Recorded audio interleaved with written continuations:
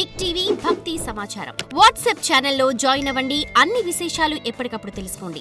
ధనుసు రాశి మూలా నక్షత్రం మరియు పూర్వాషాఢ నక్షత్రం మరియు ఉత్తరాషాఢ నక్షత్రం యొక్క మొదటి పాదంలో పుట్టిన మీరు ధనుసు రాశి వారుగా పరిగణించబడుతున్నారు. ఈ విశ్వావసునామ సంవత్సరం మీకు ఎలా జరగబోతుందంటే, ఫస్ట్ మీకు అర్ధాష్టమ శని ప్రారంభమవుతుంది. వృశ్చిక నుంచి మీకు ట్రాన్స్ఫర్ అవుతుంది. కాస్త నోరు అదుపులో పెట్టుకోవాలి. ధనుసు రాశి మిత్రులారా, మీరు ముందు నోరు అదుపులో పెట్టుకోవాలి. ఫస్ట్ సంవత్సరం చాలా బాగుంటుంది. తృతీయ శని కావున చాలా వరకు అనుకూలుడు. రుణ విముక్తి, భూగ్రహ సంపాదన, ఉద్యోగ ప్రాప్తి కలుగుతుంది. స్వబుద్ధితో యత్నించి కార్యక్రమాలను చక్కగా బాగుంటారు. అన్నదమ్ముల యొక్క వర్గంలో గల పేచీలు పరిష్కరించబడుతుంది.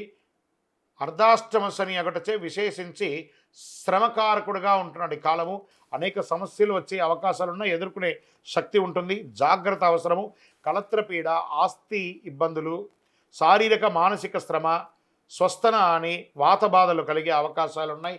ఆరోగ్యం పట్ల జాగ్రత్త.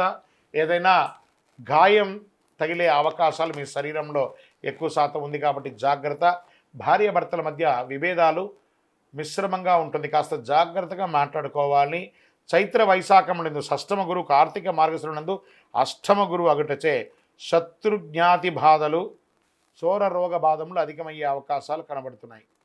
మిగిలిన సమయం అంతా సప్తమ గురువు అగటచే, మిగిలినంతా ఆ ఒక్క సమయం తప్ప మిగతా సమయం అన్నింటిలోనూ 7వ స్థానంలో గురువు మీకు యోగాన్ని కలిగిస్తున్నాడు. అందుకే గురు చూసిన కోటి లాభం. శని భగవానుడు అర్ధాష్టంలో ఉన్నా గురువు మీకు యోగం చేస్తున్నాడు కాబట్టి చాలా అద్భుతాలని అవకాశం, ఆస్తి కొనుక్కునే అవకాశం ఉంది. రియల్ ఎస్టేట్ రంగం వారికి చాలా బాగుంది.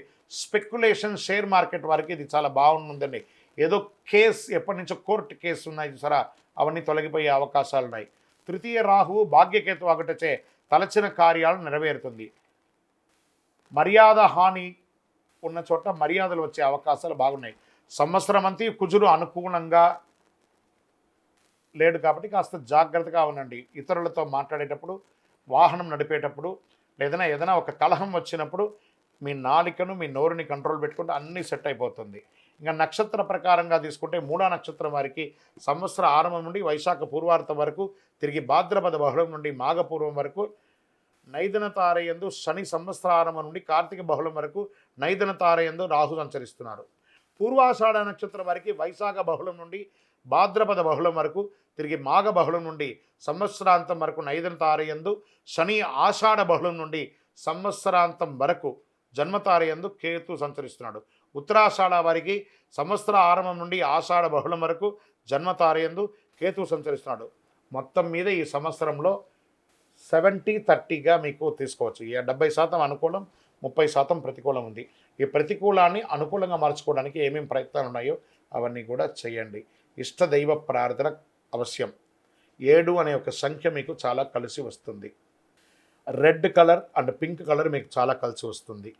దక్షిణామూర్తి ప్రార్థన ఎక్కువ చేయండి.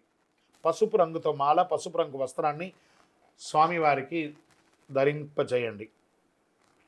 9 అనే ఒక సంఖ్య గల చెప్పుని పేదవాళ్ళకి ఎవరికైనా దానంగా ఇవ్వండి.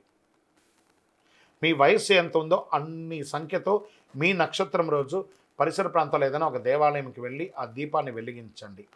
ఇంకను సకల దోషాలు తొలగి ఆనందంగా ఉండడానికి అతి శక్తివంతమైనటువంటి కరుంగాళిమాలను ధరించడానికి ప్రయత్నం చేయండి. మళ్ళీ చెప్తున్నాను, ధనుసు రాశి విద్యార్థులారా, మీరు అద్భుతమైనటువంటి విద్యను సాధించి ఒక మహా సంవత్సరంగా ఈ 2025-26 ఉండబోతుంది.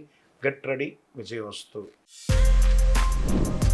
For more videos like this, subscribe Big TV channel.